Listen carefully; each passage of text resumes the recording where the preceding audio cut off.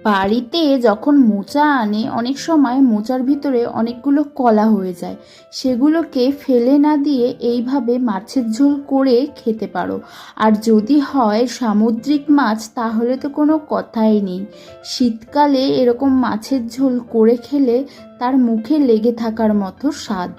এই কচি কচি কলাগুলোকে একটুখানি জলে সেদ্ধ করে নিয়ে জলটা ফেলে দিয়ে আর তেলের মধ্যে কালো জিরে ফোড়ন দিয়ে আর কলা আর আলুগুলোকে একটু ভেজে ওর মধ্যে যেই রেগুলার মশলাগুলো, বেশি কিছু না, সামান্য একটু হলুদের গুঁড়ো, লবণ আর লঙ্কার গুঁড়ো আর জিরের গুঁড়ো দিয়ে বেশ একটা মিক্স বানিয়ে ওর মধ্যে জল দিয়ে ফুটে গেলেই এত সুন্দর মাছের ঝোল হয়ে যাবে।